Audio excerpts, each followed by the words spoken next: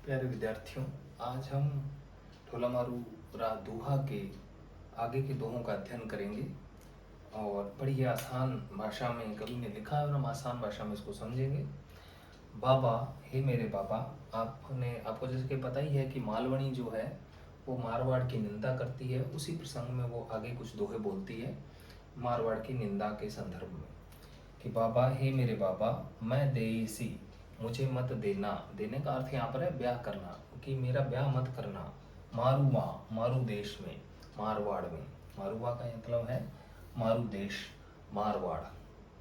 कि हे बाबा, मुझे मारु देश अर्थात मारवाड़ में मत देना। माँ का मतलब मत, देसी मतलब देना। हे बाबा, मुझे मारवाड़ में, मारु प्रदेश में मत देना अर्थात मत ब्याहना। वर कुंवारी रहेसी, चाहे, वर का अर्थ है चाहे, वर शब्द का अर्थ है चाहे, चाहे मैं कुंवारी ही रह जाऊं। वर कुंवारी रहेसी, चाहे मैं कुंवारी ही रह जाऊं, परंतु मुझे मारवाड़ देश में मत ब्याना। बाबा, मैं देसी, मुझे मत देना। मारुवा, मारवाड़ देश में अर्थात मारवाड़ देश में मुझे मत ब्याना।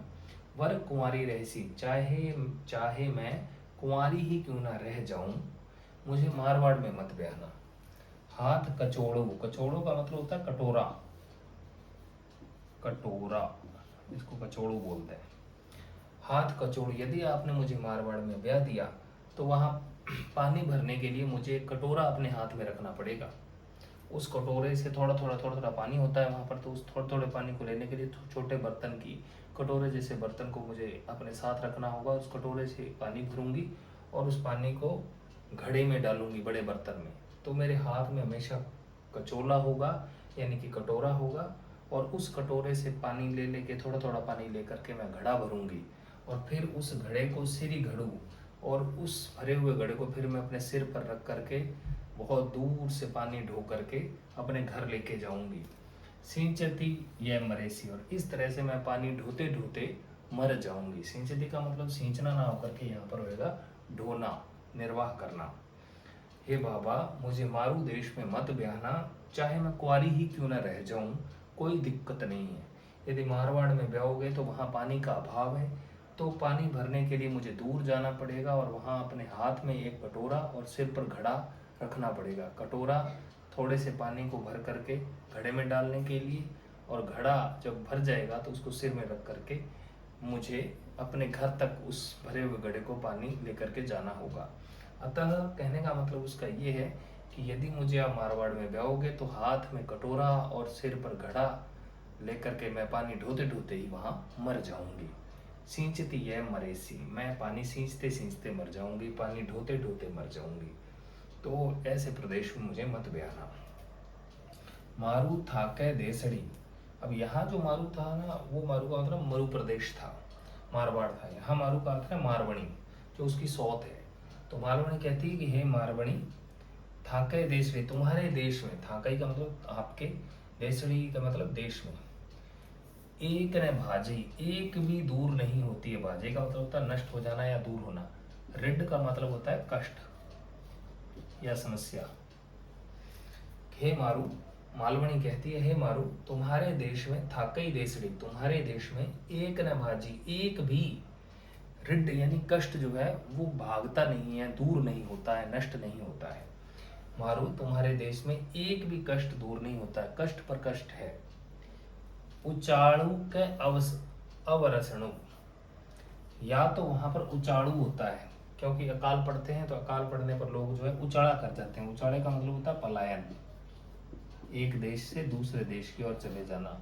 क्योंकि राजस्थान में अकाल बहुत पड़ते हैं, तो अकाल के कारण वहाँ के लोग जो हैं वो अपने इस अकालग्रस्त प्रदेश को छोड़ करके अच्छे हरे भरे प्रदेशों की तरफ निकल जाते हैं, यानी पलायन कर जाते हैं। तो एक तो वहाँ पलायन बहुत ज़्यादा होता है, माइग्रेशन बहुत ज़्यादा होता है, पलायन बहुत ज़्यादा, उचाड़ू का मतलब है पलायन, पलायन बहुत ज़्यादा होता है। वहाँ के लोग वहाँ स्थिर होकर के नहीं रहते, अकाल की वजह से एक स्थान से दूसरे स्थान की तरफ जाते रहते हैं। एक तो पलायन बहुत होता है, और दूसरा अवरसणु, अवरसणु का मतलब होता है अवर्षण। अवर्षण का अर्थ है वर्षा का न होना। एक तो वहाँ उचाड़ा पड़ता है, अकाल के कारण लोग पलायन कर जाते हैं, और कभी कभी क्या होता है अवर्षण हो जाता है, यानी कि अकाल पड़ जाता है। या तो पलायन कर जाते हैं लोग, एक जगह पर स्थिर होकर रहते नहीं हैं। दूसरा अवर्षण होता है, यानी बरसात बिल्कुल भी नहीं होती है। कई फाकू, या फिर कई बार क्या होता है, फाके के दो अर्थ हो सकते हैं, एक तो भुखमरी भी हो सकता है, और एक जो टिड्डी के छोटे बच्चे होते हैं, क्योंकि वो उनके पंख नहीं निकलते हैं, तो वो क्या छोटे छोटे होते हैं, तो वो पत्तों पर पड़े रहते हैं और सारी फसल को चट कर जाते हैं। तो यहाँ पर फाके का मतलब हम भुखमरी भी कर सकते हैं, और दूसरा अर्थ हम इसका कर सकते हैं टिड्डी के बच्चे।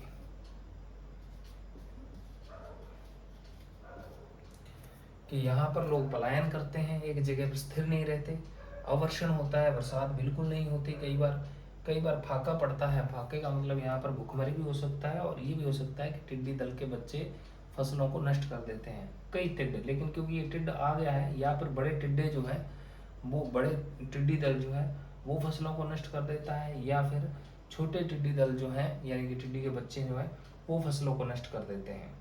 लेकिन मेरे ख्याल में इसका अर्थ यही होना चाहिए, यहाँ तो पलायन कर जाते हैं लोग, यहाँ स्थिर होकर के नहीं रहते। अवर्षण होता है, अकाल पड़ता है, कई फाकू या भुखमरी आ जाती है अकाल की वजह से, या कई टिड्ड या फिर टिड्डी दल का आक्रमण हो जाता है और सारी फसलें नष्ट हो जाती है। तो यहाँ एक ना एक समस्या आई रहती है, कोई भी समस्या यहाँ दूर नहीं होती है। इसलिए मारू को वो कहते हैं कि हे मारू, तुम्हारे देश में एक भी समस्या दूर नहीं होती है, एक भी कष्ट दूर नहीं होता है। या तो उचाड़ा पड़ता है, या अवर्षण होता है, या फाका पड़ता है, या टिड्डी दल का आक्रमण हो जाता है।